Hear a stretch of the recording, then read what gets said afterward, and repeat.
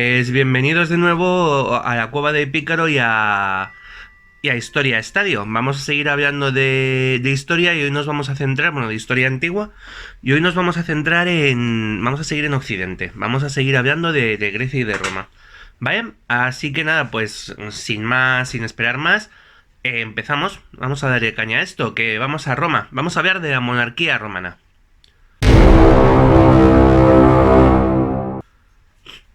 Y es que después de la curiosa desaparición de Rómulo, ascendido a los cielos para convertirse en Quirino, el dios protector de Roma, o quizá asesinado por los senadores, ¿qué iba a pasar con Roma? Como ya vimos en el episodio anterior, aunque los senadores hicieron un intento de gobernar por su cuenta, turnándose al frente del gobierno romano, no tardé en darse cuenta de que esta forma de gobierno era totalmente inefectiva, ¿vale? Así que los patricios romanos decidieron regresar a la monarquía y elegir un nuevo rey. Ojo, esto siempre según la historia tradicional, ¿vale? Que tiene más de mito que de historia, pero que como es lo que básicamente tenemos, sabiendo que probablemente nada de todo esto ocurriera de verdad, bueno, pues vamos a verlo, vamos a analizarlo. A día de hoy sí que tenemos bastante claro que los datos de perdonad, que los datos que tenemos de la monarquía romana son eso, pues cuestionables. 7 reyes habrían reinado entre el año 776 y el 507 a.C., lo que da a cada rey pues la friolera de unos 40 años de gobierno, más o menos, en una época con una esperanza de vida muy inferior a la que tenemos ahora. Y además con unas casi, pues eso, que tocan casi a 40 cada uno, muy irregulares, ¿vale? Como muy tengo 200 años que repartir y a cuánto tocamos. ¿Vale? No es una apariencia real. Que normalmente cuando coges unas cronologías buenas, bien hechas, fiables, hay un rey que dura 2 años y otro que dura 50, pero no todos 40, ¿vale? Así que bueno, tiene pinta de que la historia ha sido más o menos redondeada por historiadores romanos posteriores. Los reyes de Roma van a compartir su poder político con el Senado. El Senado que está formado por la reunión de aquellos patricios, de aquellos padres de la patria romanos, que habíamos visto ya de tiempos de Rómulo. Pero lo que va a caracterizar a los monarcas de Roma va a ser el llamado auspicium. Auspicium, de hecho. ¿Vale? Es decir, el contacto directo con los dioses. Lo que os va a situar a la cabeza de los colegios de sacerdotes, ¿vale? Y de los augures. De forma que el monarca va a ser el primero en poder interpretar los designios de los dioses, la voluntad de los dioses. Con lo cual, es la autoridad máxima a la hora de realizar cualquier acción en Roma, ya que los dioses tienen que dar su beneplácito para todo. Para ir a la guerra, para firmar la paz, para cualquier cosa, ¿vale? Con lo cual, al ser el máximo intérprete de la voluntad de los dioses, le da poder sobre casi toda la civilización romana, ¿vale? Además, también va a tener el Imperium, que es el mando militar, con lo cual pues ya lo rematamos. Interpreta a los dioses y manda sobre el ejército, ¿vale? En fin, ¿quién va a ser elegido para sustituir al primer rey, al fundador de Roma? ¿Quién va a reemplazar a un tío que es hijo del propio Marte? ¿Vale? Pues evidentemente la cosa no va a ser fácil, pero finalmente el Senado romano va a terminar decidiéndose por un Sabino, curiosamente, ¿vale? Un Sabino llamado Numa Pompilio, que estaba casado con Tacia, una de las hijas de Tito Tacio, ¿vale? El rey de los Sabinos, que había correinado con Rómulo durante un tiempo, ya hablamos de ella la semana pasada, ¿vale? Numa era un hombre ya maduro cuando se eligió, tenía 36, 37 años, cuando se maduró para la época. Cuando el Senado le eligió y era conocido entre los senadores por su profunda religiosidad y su sentido de la justicia, ¿vale? Según los textos romanos, Numa Pompilio va a ser un hombre pacífico y sobre todo se va a dedicar a organizar la vida dentro de la propia Roma, construyendo pues templos a Jano, por ejemplo. Jano es un dios muy curioso, a mí me parece que lo mola todo. Es el dios que tiene dos rostros, uno hacia el presente y uno hacia el futuro y otro hacia el pasado. Vale, más o menos, uno hacia adelante y otro hacia detrás, que es el dios que gobierna las puertas y los pasos. Vale, a mí me parece un dios súper interesante. Numa Pompilio también va a organizar a las vestales, va a ajustar el calendario romano, va a organizar estructuras sociales y, según algunos textos, además lanzaba rayos por las manos, como si fuera Tormenta en la Patrulla X, ¿vale? Con todo esto, parece ser que Numa Pompilio murió tranquilamente y tras un año de nuevo sin rey, un interregno que se convertiría en una tradición entre los romanos, estar un año sin rey después de la muerte de cada uno de ellos, el Senado va a elegir a su sucesor en el año 670 a.C., ¿vale? Tulio Hostilio. Al contrario que Numa, Tulio era un militar. Era un descendiente de Hosto Hostilio, que había sido compañero del propio Rómulo. Vale, un héroe de la guerra contra los sabinos y un miembro de la guardia personal de Rómulo, los llamados Quelleres. ¿Vale? Que Numa se había cargado, por cierto, con sus reformas, había eliminado a estos Quelleres, y Tulio recuperó como su guardia personal. ¿Vale? Tulio se volcó en la guerra en el momento en que llegó al poder y comenzó a expandir Roma. ¿Vale? Para convertir Roma en una gran potencia, lo primero que tenía que hacer era quitarse de en medio a la ciudad más poderosa que tenía cerca. Y si recordáis, esta ciudad sería Alba Longa, ¿vale? La ciudad fundada por Eneas, en la que había nacido Rea Silvia, la madre de Rómulo y Remo. En aquellos tiempos, Alba Longa estaba gobernada por un tal Cayo Cluilio. Es que tienen unos nombres que para mí son súper, vamos, fáciles con tanta L. Tulio empujó a los campesinos romanos a saquear las tierras de los albanos. Y estos, en venganza, saquearon las tierras de los romanos, lo que dio a Tulio la ocasión de declarar la guerra a Alba Longa. Después de la muerte del rey de Alba Longa, de este Cayo Cluilio, nada más comenzar la guerra, los ejércitos albanos quedaron en manos de uno de sus generales, un dictador llamado Mecio Fufecio, ¿vale? Que intentó evitar la guerra, concediendo a los romanos, pues convenciendo a los romanos de que no debían combatir, ¿vale? De que esto iba a ser una masacre, una aniquilación, una ruina de hombres, de recursos, tal. Y entonces Mecio y Tulio acordaron que para decidir cuál era la ciudad más importante de la región, solo combatirían 3 hombres por cada uno de los ejércitos, ¿vale? 3 hermanos romanos trillizos contra 3 hermanos albanos trillizos, ¿vale? Que van a ser los Horacios por parte de Roma y los Curiacios por parte de Alba Longa, ¿vale? Y a mí me parece que es uno de los episodios que mejor revela el espíritu de lo que va a ser la futura Roma. Vamos a ver. Los Horacios y los Curiacios se enfrentaron en el campo de batalla, ¿vale? Y a priori los Curiacios, los albanos, iban ganando, ya que consiguieron matar a 2 de los 3 Curiacios. De los 3 Horacios, perdón. Uno de ellos quedaba indemne. Pero los 3 Curiacios, aunque habían matado a 2 Horacios, sí que habían recibido heridas de diversa consideración. ¿Qué hizo el Horacio superviviente, sabedor de que si se enfrentaba a los 3 Curiacios al mismo tiempo estaba jodido? Salió corriendo, ¿vale? Y los 3 Curiacios se persiguieron, pero como tenían heridas de diversa consideración, cada uno iba a un ritmo. De modo que lo que consiguió hacer así el Horacio fue separarlos y matarlos uno a uno, pues según corrían tras él. Vale, de forma que fue Roma quien ganaría la batalla. Gracias a estos Horacios, ¿vale? Consiguieron situarse por encima de Alba, pero por la historia, ojo, la historia de los Horacios no acaba aquí, continúa. Y es que uno de los, el Horacio que había sobrevivido, bueno, pues cuando volvió a Roma, se encontró con que su hermana Camila había estado prometida con uno de los 3 Curiacios. Y cuando se enteró de lo que había pasado, de cómo habían muerto, se puso a llorar, la muchacha, ¿vale? El Horacio, que había sobrevivido, enfadadísimo, porque pensó que con su llanto su hermana estaba traicionando a su patria romana, pues se atravesó con una espada y la mató, ¿vale? Así que fue condenado por Roma, aunque finalmente fue indultado. Pero bueno, es un ejemplo de esta sobriedad y de este patriotismo romano, ¿vale? Que pone a Roma por encima de cualquier cosa. Con Alba dominada, Alba Longa, Tulio va a volver sus ojos hacia el norte, hacia los etruscos, que siguen allí y no se han ido. Y va a hacer bien, porque la ciudad de Fidenas, que era colonia romana desde tiempo atrás, estaba ya en aquellos tiempos medio conspirando con Velles, con la ciudad más importante de los etruscos, Velles, para liberarse de la influencia de Roma.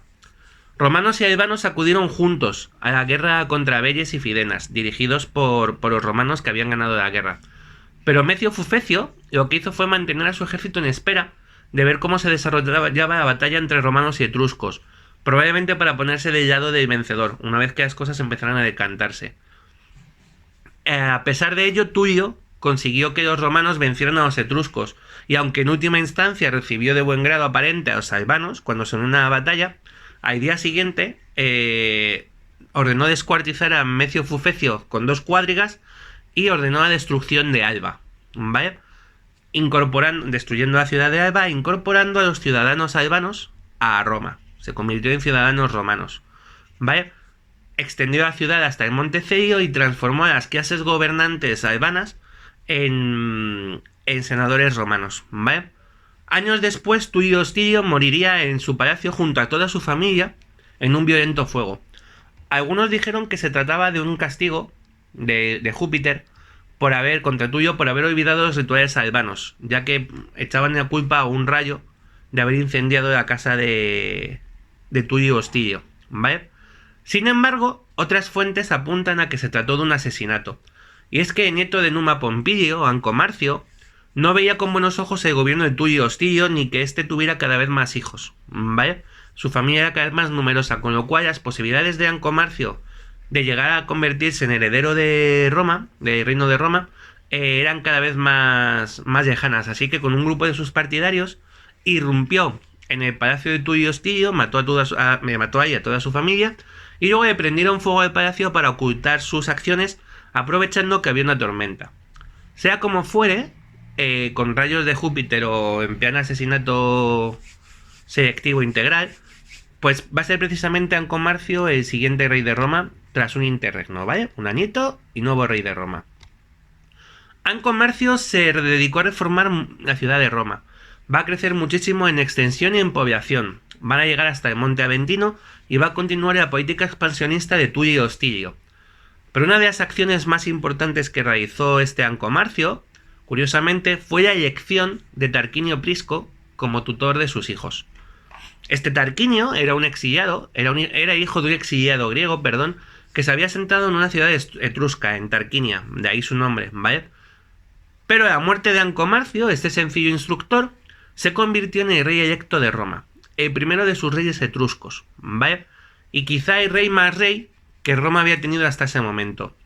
Tarquinio Prisco se hizo construir un palacio y siempre recibía a la gente sentado en su trono y sosteniendo un cetro. Era un hombre rico, despilfarrador, ¿vale? Entre las gentes austeras de Roma, que de hecho más adelante tendrían leyes incluso contra el lujo, leyes que regulaban el lujo o cuánto dinero podría uno demostrar que tenía, ¿vale?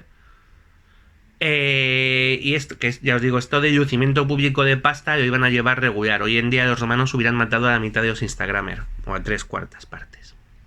Los sabinos intentaron oponerse a él, pero Tarquinio Prisco consiguió derrotarlos, asegurando su poder, ¿vale? Y extendiendo su dominio por el Lacio, lo que le permitió emprender grandes reformas en Roma. Es el momento de la construcción del templo de Júpiter Capitolino, por ejemplo, pero también de la Cloaca Máxima, que permitió desecar la región pantanosa de Roma, consiguiendo más tierra firme y que los romanos no fueran devorados por mosquitos gigantes, ¿vale? Sin embargo, a pesar de todo esto, Tarquinio Prisco contó con una gran oposición, dirigida por sus antiguos tutelados, los hijos de Anco Marcio, precisamente, que finalmente conseguirían asesinar a Tarquinio, aunque fue una maniobra inútil, ¿vale? La esposa de Tarquinio Prisco, otra etrusca llamada Tanaquil, tomó el mando de la ciudad, y lo retuvo hasta que el yerno de Tarquinio, un hombre llamado Servio Tulio, tuvo edad de gobernar, de modo que esta es la primera vez que el gobierno de Roma se convierte en una herencia, pasa de forma hereditaria. Al parecer, este Servio Tulio, este yerno de Tarquinio Prisco, era de origen servil, de ahí el nombre de Servio. Era hijo de una esclava, pero se había ganado el favor de Tarquinio y de su esposa cuando, sin motivo alguno, sus cabellos se prendieron fuego, siendo solo un niño, y no sufrió ningún daño, lo que identificaron como una señal de que iba a reinar, de que aquel fuego era una corona. Tarquinio casó a este Servio Tulio con su hija, con Tarquinia, ¿vale? Y a la muerte de este, pues ocupó el trono, aunque podría decirse que de forma ilegítima. No se respetó el interregno y no fue elegido, ya que gracias a la intervención de Tanaquil se le consideró designado por el propio Tarquinio Prisco. Aún así, Servio Tulio es considerado prácticamente un segundo fundador de Roma. Va a construir los primeros muros de la ciudad, de los llamados muros servianos, ¿vale? Va a definir el Pomerium, el centro religioso de la ciudad, que se mantendría igual durante 6 siglos, este mismo Pomerium que iba a marcar Servio Tulio. Va a reestructurar las tribus, que van a formar la población romana, y se va a crear la organización centuriada, por centurias, atendiendo a la riqueza de cada romano. va a reformar el ejército, va a hacer mogollón de cosas, ¿vale? Y de nuevo esto de ser un buen rey, o un rey constructor, no le va a salvar de ser asesinado, igual que había sido su predecesor, ¿vale? Su ejecutor fue su propio yerno, Lucio Tarquinio. Estaba casado con la hija de Servio Tulio. No es yerno, sí es yerno. Servio Tulio tenía una hija, ¿vale? Que se llamaba Tulia. Estos de los romanos son muy originales para los nombres, como ya vais a ir viendo. Y su esposo, Lucio Tarquinio, fue quien asesinó a Servio Tulio, ¿vale? Al parecer, Lucio Tarquinio se presentó en el foro con seguidores armados y Servio Tulio acudió para hacerle frente, pero Lucio Tarquinio ya empujó por las escaleras del foro y su propia hija, esta Tulia, le arrolló con un carro para rematarle, a lo discreto, ¿vale? Como descendientes de Tarquinio Prisco, no tenemos claro si era su hijo o su nieto además, Lucio Tarquinio reclamó el trono de Roma, consiguiéndolo y lanzándose a seguir asegurando su dominio sobre el Lacio, y que va a continuar incluso más allá, sentando gran parte de los cimientos de lo que va a ser la gran expansión romana que vendrá en el futuro. Y aunque la historiografía romana le representa como un tirano y como un déspota, vale, lo cierto es que tuvo grandes éxitos militares, que una cosa no quita la otra, también las cosas como son. Llevó a cabo grandes reformas en la ciudad, pues por ejemplo, una de las pruebas de su carácter, de que era más bien agrio y un poco tonto, la tenemos en el mito de los libros sibilinos, ¿vale? Y es que al parecer, ante Tarquinio el Soberbio, que es así como pasaría la historia este llamado Lucio Tarquinio, se presentó una anciana que resultaba ser la Sibila de Cumas. Hoy ya veremos de las sibilas y las pitonisas, ¿vale? Luego, pues esta Sibila de Cumas llevaba 9 libros de profecías, los llamados libros sibilinos, y se los ofreció a Tarquinio por un precio que al parecer era muy alto. Tarquinio se negó a pagar el precio que la Sibila pedía, pensando que esta iba a rebajarlo. Entonces lo que la Sibila hizo fue quemar 3 de los libros y volver a pedir el mismo precio a Tarquinio el Soberbio, ¿vale? Tarquinio se volvió a negar y la Sibila repitió la acción. Quemó 3 libros y le volvió a pedir a Tarquinio exactamente el mismo precio. Y ahí ya el rey cedió. Con lo cual, compró los últimos 3 libros, los únicos 3 libros sibilinos que quedaron, al precio de los 9. Al mismo precio que la Sibila ya había pedido por los 9. ¿Vale? Estos 3 libros van a ser guardados en el templo de Júpiter Capitolino y van a ser consultados en momentos muy especiales, ¿vale? Finalmente, en el año 509 a.C., el hijo de Tarquinio el Soberbio, un hombre llamado Sexto Tarquinio, violó a una mujer patricia de nombre Lucrecia, ¿vale? Que a raíz de dicha violación se suicidó.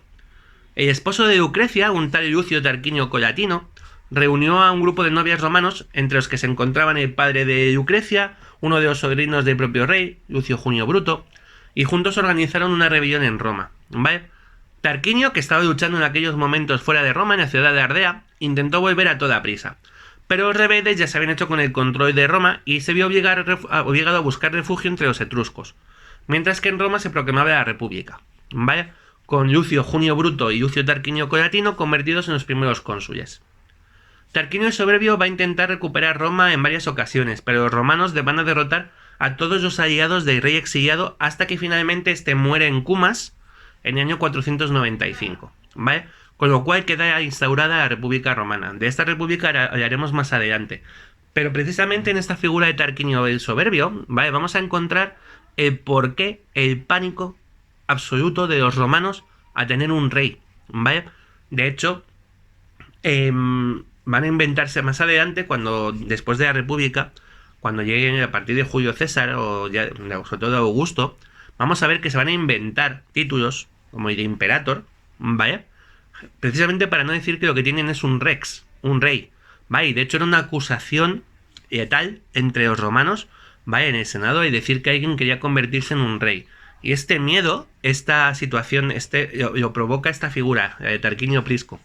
De hecho, la violación de Lucrecia es uno de los grandes temas del arte, de la literatura romana y que van a pasar a la historia, pues como la batalla de los Horacios y los Curiacios, que hemos comentado antes, que está pintada, por ejemplo, por Jean-Louis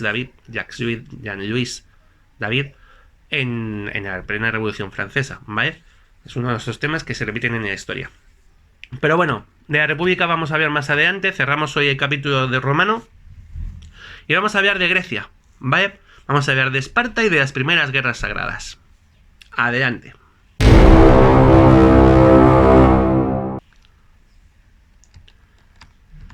Y es que cuando hablábamos de Grecia en el episodio anterior, nos centramos sobre todo en Atenas y en las reformas de gobierno que parecían surgir en esta ciudad y que luego se iban extendiendo por el resto de Grecia. Pero hubo una ciudad que mantuvo su propio espíritu y sus propios ideales, completamente ajenos a los del resto del mundo griego. Por supuesto, esta ciudad es Esparta, ¿vale? Y el creador de esta especial legislación que va a regir Esparta durante prácticamente toda la historia antigua es un rey, teóricamente mítico, llamado Licurgo, ¿vale? Que se va a convertir en el gran legislador de Esparta hacia el siglo VII a.C. Según su historia, este rey Licurgo acudió a Delfos para consultar a oráculos sobre sus reformas, y después de recibir el visto bueno sobre estas, regresó a la ciudad y compuso la que se llamaría la Gran Retra, ¿vale? La Constitución espartana. Licurgo obligó a los espartanos a jurar la Gran Retra hasta que regresara de un viaje, ¿vale? Y tras hacerlo se quitó la vida, se suicidó. De modo que convirtió sus reformas en permanentes, ya que no iba a volver de ningún sitio. Con Licurgo o sin él, la Constitución espartana, que probablemente nunca fuera escrita, fuera siempre oral, se debió forjar durante los años de las guerras mesenias, de las que ya hablamos, ¿vale? Recordad, Esparta consideraba que tenía pocas tierras de cultivo, así que se dedicó a atacar y conquistar las tierras de Mesenia, que eran sus vecinos, y los derrotó y transformó a todos los mesenios en ilotas, que eran esclavos, ¿vale? La constitución espartana, la Retra, deja la mayor parte del poder de Esparta en manos de un consejo de ancianos, la llamada Gerusía, de Gerus, que es anciano en griego, formada por hombres mayores de 60 años. Y al frente de este consejo van a estar los dos reyes, ya que Esparta va a ser una diarquía, con ambos reyes iguales en poder y atribuciones, ¿vale? Al margen de la Gerusía y los reyes, todos los ciudadanos de Esparta, que no habitantes, ciudadanos, no todos los habitantes van a ser ciudadanos, van a ser iguales ante la ley y en obligaciones, ¿vale? Hasta el punto de que todos deben ser capaces de participar en la defensa militar de la ciudad. Todos los ciudadanos deben vestir una túnica roja y además llevar el pelo largo para que todo el mundo al verlos sepa que son espartanos. Y además, la Gran Retra va a establecer el sistema educativo de Esparta, la Agogé, ¿vale? Que establece cómo deben ser educados todos los niños espartanos. Y que arranca ya con la selección de los sanos. Y los niños enfermos o deformes son sacrificados inmediatamente para no traer deshonor sobre la ciudad. Con este arranque podemos imaginaros cómo continuaba la cosa, ¿vale? No se permitían los pañales, no se permitía llorar, no se permitían los zapatos. Los niños deben ser educados en el carácter espartano desde que nacen. Y a los 7 años dejan de estar con sus padres y se les envía a la comuna, ¿vale? Donde son entrenados en el uso de las armas, pero no se les da de comer. Se les va a mandar a conseguir su propia comida, normalmente robando a los ilotas, ¿vale?